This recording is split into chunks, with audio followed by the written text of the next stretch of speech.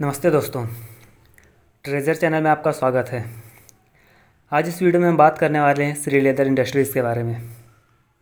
मैं बेसिकली 3 चीज़ों के बारे में बात करता हूं। सबसे पहले हम बात करते हैं कंपनी के बारे में, दूसरा मैनेजमेंट के बारे में और लास्टली हम डिस्कस करते हैं थोड़ा फाइनेंशियल्स। अगर कंपनी के बारे में बात करें तो हम 2 चीज़ों के बारे में बात करते हैं। सबसे पहला हिस्ट्री, फिर दूसरा बिजनेस मॉडल।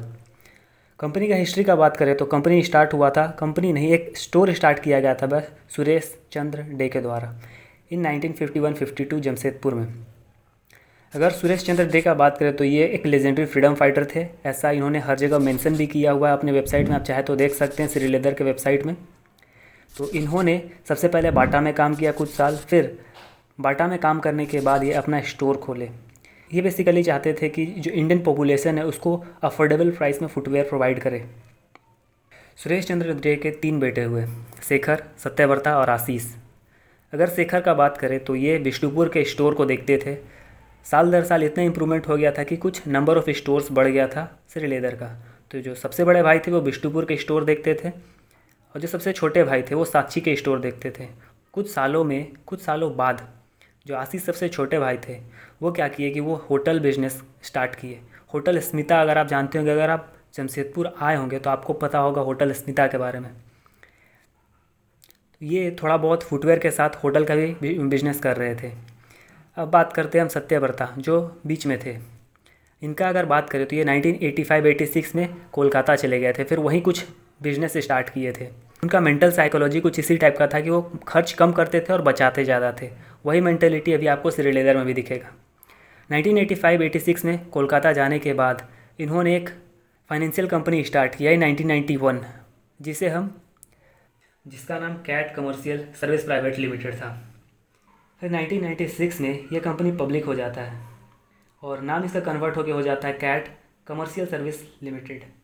ठीक उसी साल ये इसका दूसरा नाम कन्वर्ट करके रखते हैं कैट फाइनेंशियल सर्विस लिमिटेड। फिर 1999 में ये श्री लेदर को ज्वाइन करते हैं। इनके जो बड़े भाई और छोटे भाई चला रहे थे उनका बिजनेस को। साल दर साल बीतता जाता है और 2007 में अनफॉर्चुनेटली जो सबसे छोटे भाई थे आशीष, उनको मार दिया जाता है। ऐसा बोला जाता है कि उनसे कुछ रैंसम मांगा गया था और वो पूरा नहीं दिए थे, इसी चलते उनको मार दिया गया था। खैर वो अलग बात है। 1999 में ये ज्वाइन करते श्री लेदर या फिर 2008 तक आते आते ये 3 कंपनी चला रहे थे, डे होल्डिंग, डे फाइनेंस और CAT service finance service limited. ये तीनों को जोड़ देते हैं श्री लेदर के साथ 2008 में। 2010 में ये चारों कंपनी का नाम कन्वर्ट करके रख देते हैं श्री लेदर और फुल्ली फोकस कर देते हैं फुटवेयर में, फाइनेंस को छोड़ के। 2010 में जब ये कंपनी को चलाना शुरू करते हैं उसमें कंपनी का पोजीशन कुछ खास बढ़िया नहीं रहता है। उसके बाद धीरे धीरे कंटिन्यूस अपना बिजनेस को इंक्रीज़ करते जाते हैं और हम लोग अभी देख सकते हैं कि 2020 में ये काफ़ी बढ़िया पोजीशन में है। तो ये था कंपनी का ओवरऑल हिस्ट्री कि कंपनी कैसे एक स्टोर से शुरू हुआ और 1991 में एक कंपनी फाइनेंस कंपनी में स्टार्ट हुआ था by the son of Suresh Chandra day, जो आगे जाके जो पुराना श्री लेदर था वही फुटवेयर में मर्ज किया गया, वही फाइनेंस कंपनी को, और कंपनी ग्रो करता आया पिछले 8 से 10 सालों में। अब हम बात करते हैं कंपनी के बिजनेस मॉडल के बारे में। अगर कंपनी का बिजनेस मॉडल का बात करें तो कंपनी का कोई रॉ मटेरियल नहीं है, ये खुद शू मैन्युफैक्चर नहीं करता है, ना ही ये कुछ R&D में खर्च करता है, मतलब ये रिसर्च एंड डेवलपमेंट कुछ भी नहीं करता है। बेसिकली ये आउटसोर्स करता है जूता को किसी और जगह से। ये आउटसोर्स करने के बाद अपना कुछ ओन्ड स्टोर है और कुछ फ्रेंचाइजी में भी है, और ऐसा माना जाता है कि इनका कुछ श्री लेदर स्टोर है जो इनके भाई चलाते हैं, वो जो श्री लेदर कंपनी के अंदर नहीं आता है। कैसे, वो आप रिलेटेड पार्टी ट्रांजेक्शन में देखिएगा तो आपको पता चलेगा। जब इसके पास शूज़ आ जाता है तो ये 2 तरीके से बेचता है, सबसे पहला तो होलसेल, दूसरा रिटेल। अगर होलसेल का बात करें तो इसका most of the revenue wholesale के थ्रू आता है जो लगभग 54-55% के आसपास। और अगर रिटेल से बात करें या ई-कॉमर्स दोनों को मिला भी दे तो लगभग 15% के आसपास जो रेवेन्यू है वो रिटेल से आता है। और कुछ ये 31% लेदर है, उसका कुछ एसेसरीज़ बेचता है जिससे इसको आता है। तो ओवरऑल देखा जाए तो होलसेल प्लस लेदर और एसेसरीज़ ये लगभग होलसेल की तरह ही बिकता है। तो ओवरऑल इसका जो रेवेन्यू है लगभग 80-85% होलसेल के थ्रू आता है और 15% रिटेल के थ्रू आता है। तो आप अगर इनका प्रेजेंस का बात करें तो ये मोस्टली है ईस्टर्न इंडिया में, वेस्ट बंगाल, उड़ीसा, झारखंड और बिहार में, और कुछ जगह एक एक स्टोर है, लेकिन मोस्ट ऑफ द सेल्स इसका यही 4 जगह से होता है। अगर ब्रांडिंग का बात करें तो श्री लेदर का ब्रांड बस यही ईस्टर्न रीजन में है, जो कि बहुत समय से रहने की वजह से लोग इसको जानते हैं। अगर एडवर्टाइजिंग का बात करें तो ये मोस्टली उतना कुछ ज़्यादा खर्च करता नहीं है एडवर्टाइजिंग में। पहले भी ये 2 करोड़ के आसपास खर्च करता था और अभी भी लगभग 2-3 करोड़ के आसपास ही खर्च करता है। तो ये एडवर्टाइजिंग में कुछ ज़्यादा खर्च नहीं कर रहा है और ये ब्रांडिंग भी नहीं कर रहे अपने किसी प्रोडक्ट को। कहने का मतलब कि श्रीलेदर के अंदर ये कोई और प्रोडक्ट नहीं बना रहे, बस स्टोर का नाम श्रीलेदर है, बस उसी के नाम से सारा प्रोडक्ट बेचते हैं। इनका जो मोस्ट ऑफ द बिजनेस होता है वो कैश में होता है। ये आप क्लियरली देख सकते हैं कि इनका जो रिसीवेबल्स होता है वो मोस्टली जीरो के आसपास आ गया है। वो जितना कम रहेगा उतना कंसीडर किया जाता है कि उतना जल्दी कंपनी को पैसा मिल रहा है। तो इस केस में हम क्लियरली देख सकते हैं कि इनका जो भी प्रोडक्ट बिकता है वो कैश के थ्रू बिकता है, इसीलिए इनका रिसीवेबल जो लगभग 2-3% के आसपास आ गया है।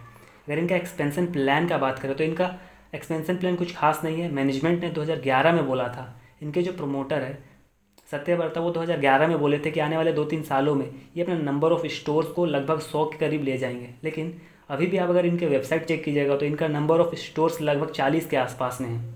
तो हम क्लियरली देख सकते हैं कि इनका जो एक्सपेंशन प्लान है वो ज़्यादा कुछ खास एग्रेसिव नहीं है। आज से 10 साल पहले लगभग 30, 32, 35 के आसपास स्टोर रखे थे, अभी जो बढ़ के 40 के आसपास हुआ। तो इनका एक्सपेंशन प्लान उतना कुछ खास नहीं है। बहुतों को इसके एक्सपेंशन प्लान से थोड़ा सा दिक्कत हो सकता है, लेकिन मैं आपको बता दूं कि वॉरेन बफेट ने जब सीज कैंडी को ख़रीदा था तो उसका एक्सपेंशन बहुत बार करने का वो कोशिश की है, लेकिन एक्सपेंड नहीं हुआ वो कंपनी, वो चला ही नहीं दूसरे जगह। वो एक स्पेसिफिक लोकेशन में ही कॉन्सेंट्रेटेड होकर बढ़िया ग्रो करने लगा। इसका कतई मतलब ये नहीं कि कंपनी ख़राब है। वॉरेन बफेट ने वो कंपनी को लगभग 25 मिलियन में ख़रीदा था, जो 50 सालों में लगभग कुछ बिलियन डॉलर उनको प्रोवाइड करा चुका। तो ये ज़रूरी नहीं है कि कंपनी एक्सपेंड करेगा तो ही पैसा निकलेगा। ऐसा भी हो सकता है कि कंपनी कुछ एक लिमिटेड नंबर में ही रहे उसका स्टोर, लेकिन वो कंटिन्यूस कैश का इनफ्लो करता रहे। तो यहाँ पे हम क्लियरली देख सकते हैं कि श्रीलेदर भी कंटिन्यूस कैश का इनफ्लो कर रहा है। बस दिक्कत ये है कि कंपनी कैश का एफिशिएंटली यूज़ नहीं कर रहा है, क्योंकि डिविडेंड अगर वो देता तो कम से कम जो शेयर होल्डर है उनको पैसा मिलता और वो कहीं और अच्छा जगह इन्वेस्टमेंट का ऑप्शन खोजते। लेकिन मैनेजमेंट कोई डिविडेंड नहीं पे कर रहा है, जिसके वजह से जो कैश है वो कंपनी के पास ही पड़ा हुआ रहता है, जो कि कोई यूज़ नहीं है। अगर कंपनी एक्सपेंड नहीं कर रहा है तो वहाँ रखना। और अगर बात करें रिलेशनशिप का तो ऐसा देखा गया है मोस्टली कि ये नॉन एम्प्लॉयर फ्रेंडली है। मतलब एम्प्लॉय जो भी है उसके थ्रू उतना कुछ खास फ्रेंडली बिहेवियर नहीं है। ऐसा बहुत सारा सोशल नेटवर्किंग साइट में भी आप देख सकते हैं कि जो बिहेवियर है मैनेजमेंट का टुवर्ड्स द एम्प्लॉय तो उतना कुछ खास बढ़िया नहीं है। आप ये भी देख सकते हैं कि 2014 से 18 तक इनका नंबर ऑफ़ एम्प्लॉय कंसिस्टेंटली घटा है, जबकि इनका जो रेवेन्यू इसी पीरियड में बहुत रैपिडली बढ़ा भी है। तो यहाँ पे क्लियरली कह पाना मुश्किल है कि ये कर क्या रहे हैं। नंबर ऑफ़ एम्प्लॉय घटा के रेवेन्यू बढ़ा रहे हैं, तो यहाँ कन्फ्यूजन क्रिएट हो रहा है। और अगर कुछ वेबसाइट आप चेक कीजिएगा तो आपको कस्टमर सेटिस्फेक्शन भी थोड़ा सा ख़राब मिलेगा। ये सब जो डेटा है ये मोस्टली पब्लिक डोमेन में है, तो यहाँ पे ये हो सकता है कि कोई भी अपलोड कर सकता है। तो हो सकता है कि कॉम्पिटिटर जो है इनके वो ये सब डेटा अपलोड कर रहे होंगे। तो यहाँ पे क्लियरली कह पाना थोड़ा सा मुश्किल है ये चीज़। ओवरऑल अगर आप एनुअल रिपोर्ट देखिएगा तो आपको ये पता चलेगा कि एम्प्लॉय घट रहा है, रेवेन्यू बढ़ रहा है, ये थोड़ा सा उल्टा चल रहा है, कन्फ्यूजन क्रिएट कर रहा है। यही है ओवरऑल बिजनेस मॉडल। अगर इन शॉर्ट एक लाइन में समझे तो कंपनी का कोई रॉ मटेरियल नहीं है, वो आउटसोर्स करता है और होलसेल के थ्रू मोस्टली बेचता है और कुछ रिटेल के थ्रू बेचता है। कोई एडवर्टाइजिंग नहीं करता है, कोई ब्रांडिंग नहीं करता है और कंपनी का कोई मेजर एक्सपेंशन प्लान भी नहीं है। कंपनी बोलता तो है लेकिन कुछ उस तरीके से एक्सपेंड नहीं कर रहा है। कंपनी कंटिन्यूस कैश जनरेट कर रहा है और उसको अपने बैलेंस शीट में रखे हुए डिविडेंड भी नहीं दे रहा है। कंपनी का जो बिहेवियर है एम्प्लॉय फ्रेंडली नहीं लगता है। जब हम बात करते हैं सोशल डोमेन में जो डेटा अवेलेबल है, जो कोई भी पोस्ट कर सकता है उसमें, उससे देख के, तो ये ओवरऑल बिजनेस मॉडल। अब हम बात करते हैं मैनेजमेंट के बारे में। मैनेजमेंट में मैं सबसे पहले चेक करता हूँ शेयर होल्डिंग पैटर्न। अगर श्रीलेदर के केस में देखें तो इनका जो शेयर होल्डिंग पैटर्न है वो 63% से बढ़कर 72% के आसपास हो गया, जो काफ़ी इंप्रेसिव लगा मुझे। अब हम बात करते हैं रेम्यूनरेशन का, मतलब सैलरी कितना दे रहा है मैनेजमेंट को। तो इनका जो रेम्यूनरेशन है ओवरऑल प्रॉफिट का 5% से नीचे है, जो मुझे काफ़ी इंप्रेसिव नंबर लगा। अगर 2020 का बात करें तो वो थोड़ा सा बढ़ गया है, वो लगभग है 6% से ज़्यादा है थोड़ा सा। बस 2020 को छोड़ दिया जाए तो उससे पहले जो भी है उनमें उनका रेम्यूनरेशन 5% से कम ही रहा ओवरऑल प्रॉफिट का, जो मुझे ठीक ठाक नंबर लगता है। अब हम बात करते हैं कंपनी में कोई केसेस या स्कैम के बारे में कुछ है या नहीं। अगर आप गूगल कीजिएगा तो आपको कुछ केसेस तो मिलेगा, लेकिन वो उतना कुछ सिग्निफिकेंट नहीं है, इसीलिए मैं उसे यहाँ डिस्कस नहीं करूँगा। और अगर लाइफस्टाइल का बात करें तो ये बहुत कॉन्जर्वेटिव है और ये ज़्यादातर सोशल मीडिया में नहीं आते हैं, तो इसीलिए इनके बारे में कह पाना भी बहुत मुश्किल है। अगर इनका माइंडसेट का बात करें तो हाईली कॉन्जर्वेटिव है, ये लोन लेके एक्सपेंशन नहीं करना चाहते। और इनका जो मेंटेलिटी है 1985 में मैंने जैसे बताया था कि इनका जो मेंटेलिटी है वो ये है कि वो कैश को ज़्यादा कंजर्व रखना पसंद करते हैं बजाय इसके कि उसे एक्सपेंशन में खर्च करें, जो ठीक ठाक भी मुझे लगता है। अगर कंपनी ग्रो कर रहा है तो श्रीलेदर के केस में ये अच्छे तरीके से ग्रो कर रहा है, इसीलिए मुझे यहाँ कुछ खास दिक्कत नहीं है इनके कंजर्वेटिव माइंडसेट से। अब बायबैक का बात करते हैं थोड़ा सा, कि मैनेजमेंट ने बोला था कि वो बायबैक करना चाहते हैं 150 के आसपास, जब इनका शेयर प्राइस चल रहा था 200 के आसपास, जो मुझे काफ़ी ख़राब लगा कि जब शेयर प्राइस 200 चल रहा है तो मैनेजमेंट ने क्यों बोला कि वो 150 में ख़रीदना चाहता है, जो मेरे हिसाब से काफ़ी ख़राब डिसीजन था मैनेजमेंट का। अब थोड़ा बात करते हैं कि मैनेजमेंट ने 2011 में बोला था एक इंटरव्यू में कि वो आने वाले 2 से 3 सालों में अपना जो नंबर ऑफ़ स्टोर्स है उसको 35 से बढ़ा के 100 कर लेंगे, जो कि हम क्लियरली अभी भी देख सकते हैं कि इनका जो नंबर ऑफ़ स्टोर्स है वो 40 है। इससे हम 2 केसेस निकाल सकते हैं कि क्या क्या प्रोबेबिलिटी हो सकता है। पहला तो ये कि मैनेजमेंट भरोसे लायक नहीं है, कि इसको पता ही नहीं कि करना क्या है। पहला प्रोबेबिलिटी ये होगा कि बिना सोचे वो बोल दिए, तो यहाँ भरोसा कर पाना मैनेजमेंट में थोड़ा मुश्किल लगता है। ये एक थिंकिंग हुआ। अगर इसका दूसरा थिंकिंग सोचे तो कि मैनेजमेंट ने बोला तो था कि वो 100 स्टोर खोलेंगे, लेकिन जब वो कैलकुलेशन किए, घर जाके या मैनेजमेंट से डिस्कस किए, तो वहाँ पे उनको पता चला कि अगर वो एक्सपेंड करेंगे बहुत ज़्यादा तेज़ी से तो हो सकता है वो नेगेटिवली इनको इम्पैक्ट करे, इसीलिए वो डिसीजन को ड्रॉप करना बेहतर समझे। तो यहाँ पे हम ये समझ सकते हैं कि कंपनी ने एनालाइज करके डिसीजन लिया, ऐसा नहीं कि वो बोल दिए तो वो करेंगे ही। तो यहाँ पे दोनों कंडीशन मैंने आपको बता दिया है, आप जिस पे चाहे बिलीव कर सकते हैं, ये आप पे डिपेंड करता है। ये था ओवरऑल मैनेजमेंट के बारे में। मैनेजमेंट में मैंने बेसिकली 4-5 चीज़ों को समझा। सबसे पहला शेयर होल्डिंग पैटर्न जो काफ़ी अच्छा है, रेम्यूनरेशन जो 5% से कम है, केसेस कोई सिग्निफिकेंट है नहीं, और इनका माइंडसेट जो कि बहुत ज़्यादा कंजर्वेटिव है, और बायबैक जो डिसीजन लिया गया था वो बहुत ख़राब डिसीजन लिया गया था मेरे हिसाब से। और लास्टली मैंने बताया कि 100 स्टोर जो खोलना चाहते थे वो खुला नहीं, मतलब जो मैनेजमेंट कहा वो पूरा नहीं किया, यहाँ पे पता चलता है। ये तो ओवरऑल मैनेजमेंट के बारे में। अब हम बात करते हैं फाइनेंशियल स्टेटमेंट। फाइनेंशियल स्टेटमेंट में मैं सबसे पहले चेक करता हूँ कि क्या कंपनी आने वाले 5 से 6 सालों में बैंकरप्ट हो जाएगा। अगर डेट के कंसेप्ट में ले तो कंपनी का डेट है ही नहीं, कुछ भी नहीं है, लगभग 0 के बराबर है डेट। तो डेट की वजह से तो कंपनी बैंकरप्ट नहीं होने वाला। क्या कंपनी कंपटीशन की वजह से होगा? तो आप क्लियरली देख सकते हैं कि कंपनी का रेवेन्यू इंक्रीज़ किया है, और कंपनी का रेवेन्यू बस इंक्रीज़ नहीं किया है, आप देखा है कि कंपनी का जो मार्जिन है, नेट प्रॉफिट मार्जिन, वो भी कंटिन्यूसली इंक्रीज़ किया है। तो हम क्लियरली देख सकते हैं कि कंपनी का कंपटीशन होने के बावजूद ही अपना रेवेन्यू और अपना जो नेट प्रॉफिट मार्जिन है वो ग्रो करने में कामयाब रहा है। तो कंपटीशन की वजह से भी ये ऑब्सोलीट नहीं होने वाला मार्केट से।